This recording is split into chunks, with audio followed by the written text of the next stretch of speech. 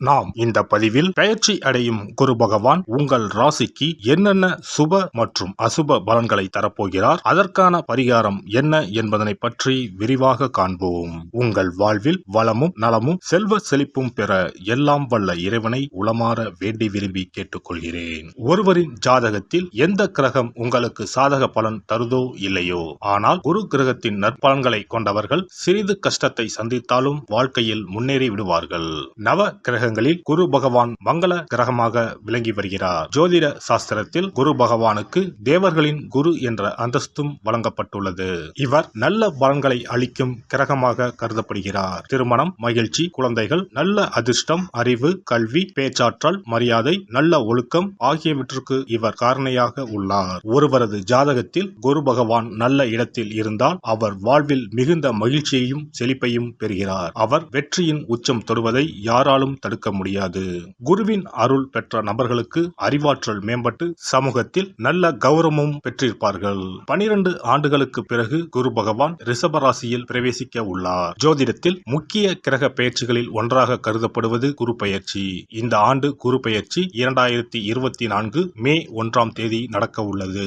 குருவின் அமைப்பும் குருவின் பார்வையும் எப்படிப்பட்ட பலனை அள்ளித்தரும் என்பதை தெரிந்து கொள்வோம். கால சக்கரத்தில் தனுசு, மீன ராசிகளுக்கு அதிபதியான குரு பகவான் தற்போது மேச ராசியில் சஞ்சாரம் செய்து வருகின்றார். இவர் 2024ஆம் ஆண்டு மே மாதம் 1ஆம் தேதி நண்பகல் 12:59 மேச ராசியில் உள்ள கிருத்திகை 1ஆம் பாதத்தில் இருந்து ரிஷப ராசியில் உள்ள கிருத்திகை 2ஆம் பாதத்திற்கு பெயர்ச்சியாக உள்ளார். குரு பெயர்ச்சி பெறும் ஸ்தானத்தை விட குருவின் 5, 7, 9ஆம் பார்வை பெறக்கூடிய ராசிகள் மிகவும் சிறப்பான பலன்களை பெற்றிடும் என்பது ஜோதிட விதி. 2024ஆம் ஆண்டில் நடக்கும் குரு பெயர்ச்சியின் தாக்கம் அனைத்து ராசிகளிலும் இருக்கும். எனினும் சில ராசிகளுக்கு குருவின் இந்த மாற்றம் பலவித நற்பலன்களை அளித்தரும். இவர்கள் எடுத்த காரியங்கள் அனைத்திலும் வெற்றி பெறுவார்கள். நீண்ட நாட்களாக நடக்காமல் இருந்த பல விஷயங்கள் குரு பெயர்ச்சிக்கு பிறகு வெற்றிகரமாக நடந்து முடியும்.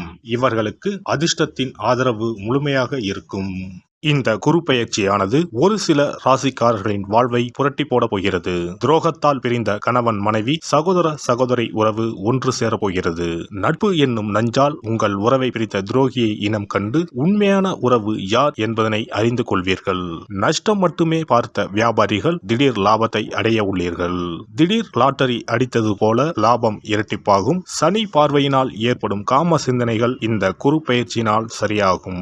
தகாத பெண் உறவை தவிர்த்து ஆன்மீக பயணத்தை தொடர்வீர்கள். சதி எதுவாக இருந்தாலும் அதை முறியடிப்பது சிவனின் விதியாகும். சிவனின் துணை இருந்தால் எதிரில் யமனே வந்தாலும் சமாளித்து வெற்றி அடையலாம். இனி உங்கள் ராசிக்கான பலன்கள் என்ன என்பதனையும் அதற்கான பரிகாரம் என்ன என்பதனையும் பார்ப்போம்.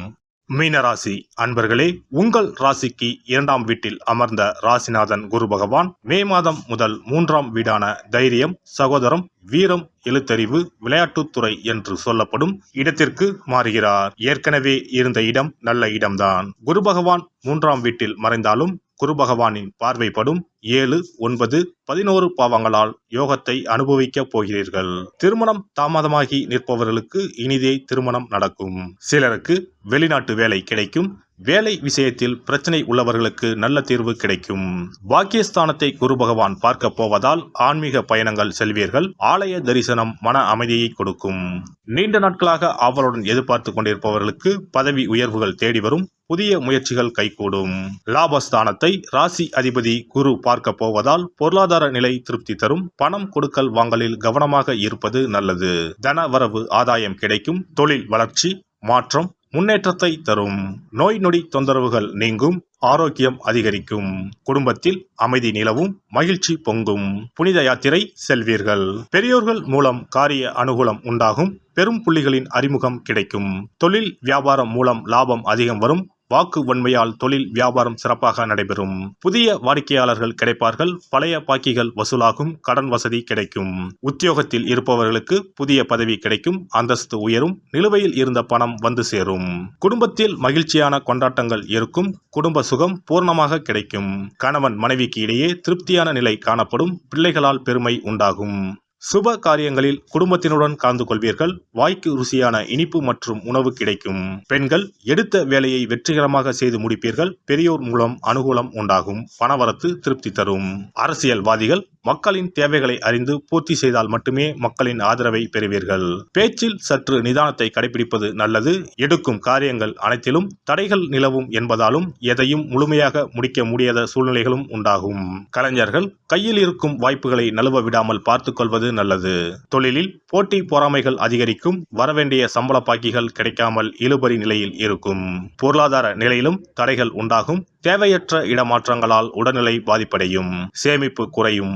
மாணவர்களுக்கு படிப்பில் முன்னேற்றம் காணப்படும். கல்வியில் வெற்றி பெற தேவையான உதவிகள் கிடைக்கும். உற்சாகமாக காணப்படுவீர்கள்.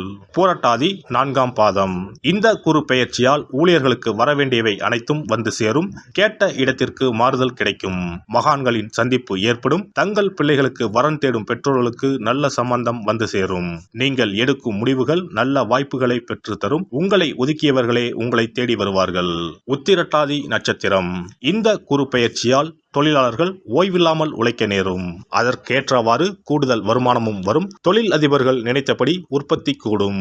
புதிய ஒப்பந்தங்கள் வரும். லாபம் பெருகும். வியாபாரிகள் நல்ல லாபத்தை பெறுவார்கள். பழைய பாக்கிகள் வசூலாகும். உடல்நிலையில் இருந்து வந்த சிரமங்கள் முற்றிலும் நீங்கும். ரேவதி நட்சத்திரம்.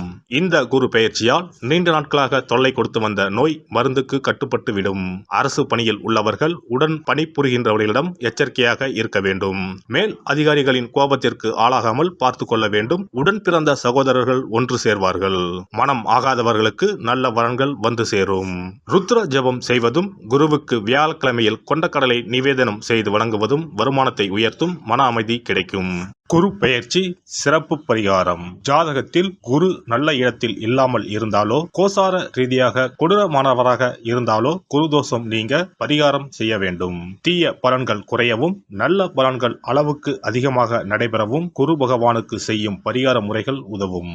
வியாழக்கிழமை தோறும் தட்சிணாமூர்த்தி வழிபாடு செய்வது சிறப்பான பலன்களை கொடுக்கும். வியாழன் அன்று குரு ஓரையில் நல்ல நேரத்தில் குருவிற்கு உரிய கோலத்தை வடகிழக்கு திசையில் கோலமிட்டு அதன் மேல் முல்லை மலர்கள் பரப்பி குரு எந்திரத்தை வைத்து அதற்கு முல்லை மலர் சூட்டி சந்தன பொட்டிட்டு பொன்னிற தட்டில் கொண்டை கடலை வைத்து தூப தீபம் காட்டி குரு காயத்ரி மந்திரத்தை 108 முறை மன ஒருமையுடன் கூறினால் குருவால் ஏற்பட்ட தீய பலன்கள் விலகும். நல்ல பலன்கள் மேலும் மேலும் அதிகரிக்கும். வியாழக்கிழமை அன்று வீட்டில் நெய் தீபம் ஏற்றி வழிபடுதல். குருவுக்கு உரிய வஸ்திரம் தானியம் கொண்டு வழிபடுதல் நல்லது. வியாழன் அன்று குரு பகவானுக்கு சிறப்பு அபிஷேகம் செய்து மஞ்சள் நிற ஆடை அணிவித்து புஷ்பராகம் வெண் முல்லை மலர்களால் அலங்கரித்து குருவுக்குரிய மூல மந்திரத்தினை ஓதி வணங்கி வர குரு கிரக தோஷம் நீங்கும். மஞ்சள் நிற ஆடையை உடுத்துவது, புஷ்பராக மணியை அணிவது, மஞ்சள் நிற ஆடை, கடலை, தானியம் ஆகியவற்றை தானம் செய்வது, வியாழக்கிழமைகளில் விரதங்களை மேற்கொள்வது ஆகியவற்றால் குருதோஷ பரிகாரங்களை செய்யலாம். உங்களால் முடிந்த அளவிற்கு ஏழை எளியோருக்கு தானம் தர்மம் செய்தால் வாழ்க்கையில் அமைதி கிடைக்கும். தினந்தோறும் அல்லது வாரத்தில் ஒரு முறையாவது பசுமாட்டிற்கு அகத்திக்கீரை, அருகம்புல், வாழைப்பழம் போன்றவற்றை உணவாக கொடுத்து வருவது ஜாதகத்தில் இருக்கின்ற குரு பகவானின் நிலையை மிக விரைவில் வலிமைப்படுத்தக்கூடிய ஒரு சிறப்பு பரிகாரமாக கூறப்படுகிறது.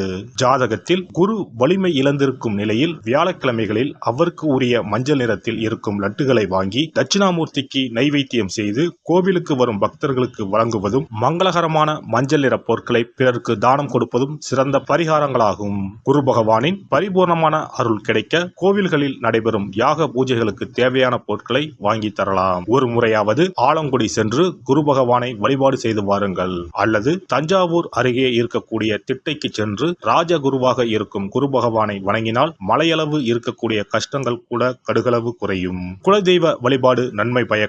முடிந்தால் மாதம் ஒரு முறை குலதெய்வ கோவிலுக்கு சென்று வழிபட்டு வருவது நல்லது. ஒரு முறை திருச்செந்தூர் சென்று முருகப்பெருமானை வழிபட்டு வந்தால் இந்த குரு பெயர்ச்சி சிறப்பான பலன்களை தரும். உங்களின் வாழ்க்கையில் பொருள் ஈட்டும் முயற்சிகள் அனைத்தையும் வியாழக்கிழமைகளில் தொடங்குவதும் நல்ல பலனை கொடுக்கும். குறிப்பாக வியாழக்கிழமைகளில் வருகின்ற ஏகாதசி தினங்களில் நற்காரியங்களை தொடங்கினால் நன்மைகளை பெறலாம். வியாழக்கிழமைகளில் தங்கள் சக்திக்கு இயன்ற அளவில் அன்னதானம் செய்வது குரு பகவானின் நல்லருளை உங்களுக்கு பெற்றுத்தரும். அன்னதானம் செய்வதன் காரணமாக உங்கள் ஜாதகத்தில் இருக்கின்ற குரு கிரக தோஷங்கள் நீங்கி குரு கிரகத்தை பலப்படுத்தி உங்கள் வாழ்க்கையில் நீங்கள் விரும்பிய பலன்கள் தங்க தடையில்லாமல் கிடைக்கச் செய்யும். எல்லாம் வல்ல இறையருளால் நீங்களும் உங்கள் அன்பு குடும்பமும் உடல் நலம், நீளாயுள், நிறை செல்வம், உயர் புகழ், மெய்ஞானம் ஓங்கி வாழ்க வளமுடன். இந்த வீடியோ பதிவு உங்களுக்கு பிடித்திருந்தால் லைக் பண்ணுங்க, கமெண்ட் பண்ணுங்க, ஷேர் பண்ணுங்க, மறக்காம சப்ஸ்கிரைப் பண்ணுங்க, பக்கத்துல இருக்கிற பெல் பட்டனை கிளிக் பண்ணுங்க. நன்றி, வணக்கம். ஓம் நமச்சிவாய, சிவாய நம.